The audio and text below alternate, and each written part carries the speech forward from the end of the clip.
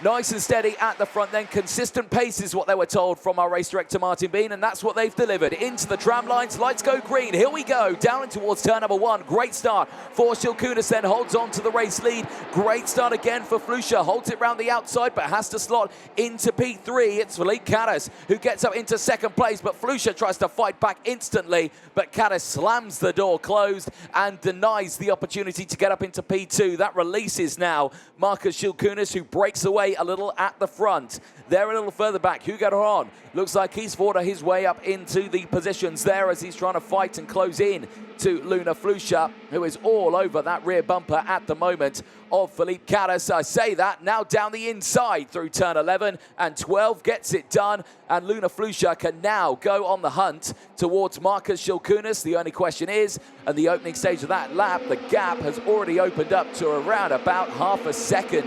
So that is a huge advantage for Marcus Shilkunas at the end of lap number 1. Crosses the line, and the gap now is actually 0.8 of a second ahead of Luna Flusha, Philippe Caddis, Maximilian Rafalik, Hugo Heron, who's under pressure here. Down the inside goes Heron and gets through into P4. Oh, here comes Gale as well. Gale's trying to pile on the pressure here as he tries to make his move. Not able to get it down the inside now as Gazi Motlaka becomes back involved here. Gazi Motlaka, who scored maximum points in his qualifying heats at the first round at Cremona, is a quick driver and is looking much quicker here as sends it down the inside. And this has not gone well at all for the driver from Mozambique. He drops down a little bit there, but gets back into formation.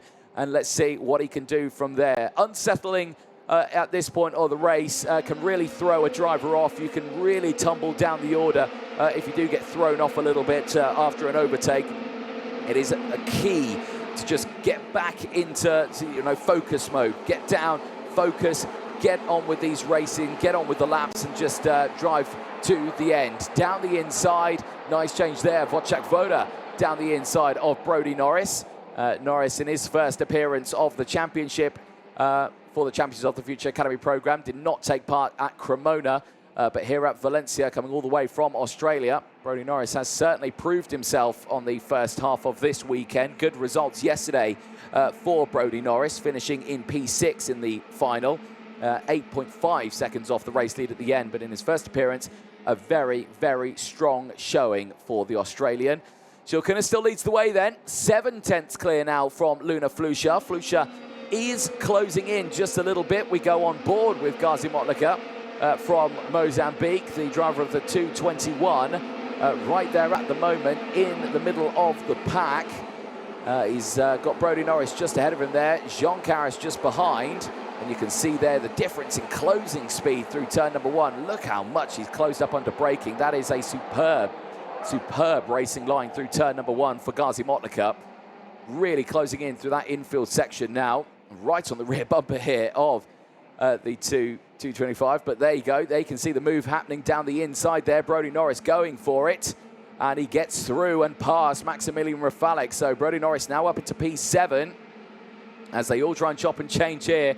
It looks like Jean Caras has got past, though, Gazi Motlaka. Motlaka under pressure behind as they go wheel to wheel here again. As soon as Brodie Norris gains a position, Maximilian Rafalik says, "Thank you very much, I will take that back," and says to Brodie Norris there, just saying, "All right, let's think, we've chopped and changed, let's try and catch up." But Brodie Norris says, "I'm having none of that," sends it down the inside through the final chicane, and now follows as well George Nassar. George Nassar fighting his way through this field now, goes wheel to wheel with the rest, but Motlaka holds on to his position, stays there in P9, and you can see this battle here. This is P9 and P10 now in the middle of the pack. Very, very close between these two, but Motlaka again having to defend. This is down the inside now. George Nassar getting it done, getting that move through turn number 7. A prime overtaking opportunity. Just sends it down the inside there. Back a little further up in the order here. This is Brodie Norris again, who is still in front of Maximilian Rafalik, has opened up that gap just that little bit more as they try and close down on the likes of Austin Gale. Still here, Nassar.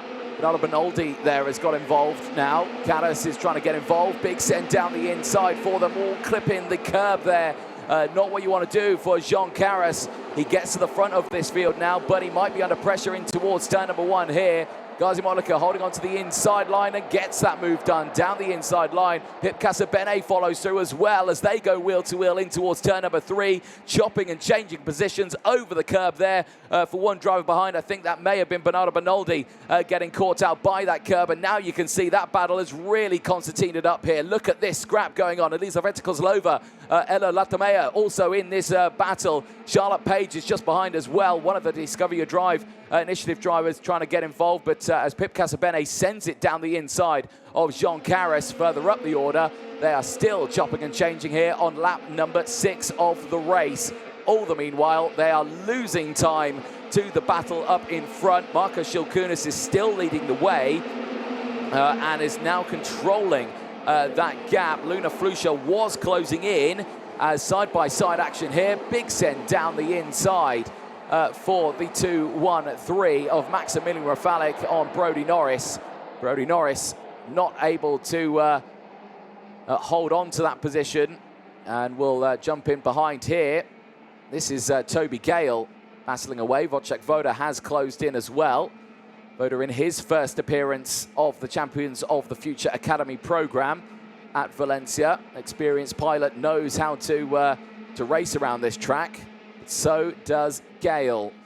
Onto the back straight they go. You can see there they're going to try and close into these two fighting away here. This is Felipe Carras and Hugo Heron, as Heron sends it down the inside through that final chicane, gets up into 3rd place, and is going to try and close in now on Flusha. But we are on lap 8 of 11 right now. So that is going to be easier said than done with the time remaining. Nothing between these two here. Felipe Carras down to P4. So he'll try and close back in now. Hugo Heron, really good pace here for Hugo Heron. Yesterday, P8 in the final, to drop 5 places. So today, looking to really get a much better result in these qualifying heats, a better starting spot for that final. Potentially come away with some really decent championship points at the end of this one. Heron currently sits 4th in the championship as well. He has scored points in all but one point scoring opportunity. Didn't have the best qualifying heats at day 2 at Cremona for Heron, but today certainly wanting to change that momentum. Here though, Shilkunis and Flusha still 1st and 2nd, the gap 0.8 of a second, so I think Flusha has stopped trying to attack there to close in to Shilkunis. I think just thinking here in 2nd place, I'm in P2, it's a good spot, it's where I need to be. You know, we can get good points at the end of this one, we can be still leading the championship, but crucially, save the tyres. That is the ultimate thing. I was speaking to Shilkunis a little bit this morning, and he was saying that, yeah, you know, the tyres felt good at the start of the final, but, you know, nearing the end, they started to get a little bit slippery, a little bit slidey, just in the end few laps of the race. So again, you want to try and look after these tyres, push them for a good couple of laps, maybe at the start of these races, but go into consistency mode. Look after them, don't burn them too much, don't stress them out going into the corners, you know, scrubbing those tyres, squealing through the corners. Just keep it defensive here as down the inside, looks and tries Wojciech Woda, but just couldn't get the move down the inside of Austin Gale. They do have to be careful here though, because Maximilian Rafalik has closed in. Rafalik could shake things up here. The battle for P5 very much on. Oh dear, Ella Latamea unfortunately receiving a warning flag. That comes with a 5-second time penalty. The same for Charlotte Page as well, it looks just popping up on the screen there. So 2 drivers just seeing an in-race 5-second time penalty, as Rafalik now puts the pressure on Wojciech Woda here, gets the switch back and sends it through at turn number 12 and 13 and moves up into P6 now and closes in on Austin Gale. So Wojciech Woda couldn't get past Gale, but can Maximilian Rafalik get past as we go on to the final lap of the race? Shilkunis leads away from Luna Flusha. Gale goes defensive here. This is the battle for P5. Rafalik not able to get it done down the inside. Heron still there in 3rd place from Felipe Carras. Now it's the battle here for P5. Austin Gale, Maximilian Rafalik, Wojciech Woda right here, 5th, 6th and 7th on circuit. It's the closest battle right now in the top 10, but Rafalik not able to get the move done just yet. Here's your race leader, Marcus Shilkunas, he's looking for a perfect day today, as long as he can look after those tyres ready for the final. He makes his way onto the back straight. He's looking for some decent championship points here. He currently sits 6th in the championship standing at the end of the qualifying heats today. If he can get 2 race wins, he will certainly look better off in it. Across the line, it is Marcus Shilkunas from Lithuania who takes his first qualifying heat win of the day ahead of Luna Flusha. Hugo Heron holds on to 3rd place ahead of Philippe Canis. Austin Gale held on to P5 ahead of Maximilian Rafalek. Wojciech Woda stayed in P7. Brodie Norris finishing in P8 from George Nassar. Pip Casabene finishing in the top 10. But for this driver here, Marcus Shilkunas, he is on top form here. 1.1 seconds clear from Luna Flusha. Good pace. Did he push it a little bit too hard though? That's the question. He didn't want to do that, but I think he has got this one nailed today. There's Marcus Shilkunas after a really good day yesterday.